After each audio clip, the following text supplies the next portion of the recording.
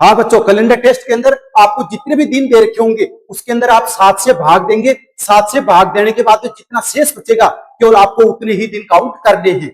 वर्ष के जो महीनों की बात करूं मैं और उन दिनों की बात करूं तो देखिए आप यहाँ पर महीनों के अंदर कितने दिन होंगे, 28 दिन होंगे, 29 होंगे, 30 होंगे और 31 होंगे।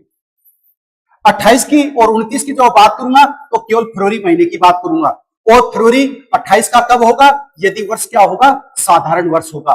29 का कब होगा, यदि वर्ष लीप वर्ष होगा। 28 के अंदर 7 से डिवाइड करूंगा, 7 और 28 क्या बच गया, कुछ नहीं बचा, इसका मतलब 0 दिन। इसका मतलब एक साधारण वर्ष और उसमें फरवरी माह के अंदर कितने दिन होंगे, 0 दिन होंगे। इसका मतलब यह महीना जिस दिन से प्रारंभ होगा उसके एक दिन पहले समाप्त होगा। ये एक दिन पहले समाप्त का मतलब यहां पर मैंने कहा 1 फरवरी का दिन मंडे है, सोमवार है, तो यहां पर 28 फरवरी का क्या होगा, रविवार होगा, संडे होगा यहां पर। इसका मतलब सभी वार जो है यहां पर कितनी बार आएंगे, 4-4 बार आएंगे। यदि कोई महीना 29 दिन का है, माह तो फरवरी होगा, वर्ष लीप वर्ष होगा। लीप वर्ष कौन सा होगा, वह वर्ष जिसमें 4 का पूरा पूरा भाग चल जाए, वह शताब्दी जिसमें 400 का पूरा पूरा भाग चल जाए। तो इसमें 7 से डिवाइड किया, 7 और 28 कितना दिन बच गया, एक दिन। एक दिन का मतलब यदि कोई वर्ष लीप वर्ष और फरवरी महीना है तो आप मात्र कहेंगे एक दिन का है। जिस दिन से प्रारंभ होगा बिल्कुल उसी दिन समाप्त होगा और ये क्या होगा, सेम डे क्लोज होगा।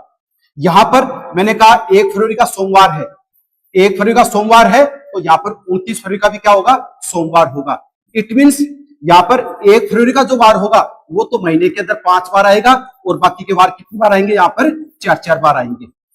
इसी प्रकार 30 दिन की जब मैं बात करता हूं तो पूरे साल के अंदर 4 महीने हैं। कौन कौन से हैं, अप्रैल, जून, सितंबर और नवंबर। ये जो 4 महीने हैं वो कितने दिन के होंगे, 7 से डिवाइड किया, 7 और 28 कितने दिन बच गए, 2 दिन बच गए आपके पास। इसका मतलब यदि कोई महीना 30 दिन का है तो आप कहेंगे मात्र 2 दिन का है।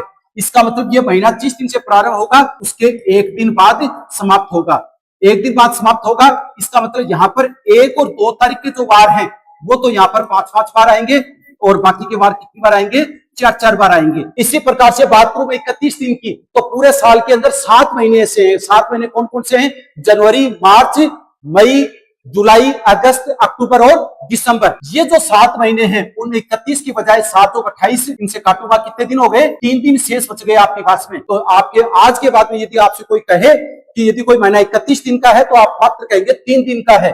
3 दिन का मतलब जिस दिन से प्रारंभ होगा उसके 2 दिन बाद समाप्त होगा। 2 दिन बाद, जैसे मैंने कहा सोमवार से प्रारंभ हुआ हो तो कब समाप्त होगा, ये बुधवार को समाप्त होगा यहां पर। इसका मतलब यहां पर 1 तारीख, 2 तारीख और 3 तारीख के जो वार हैं वो तो महीने के अंदर 5 बार आएंगे और बाकी के वार 4-4 बार आएंगे।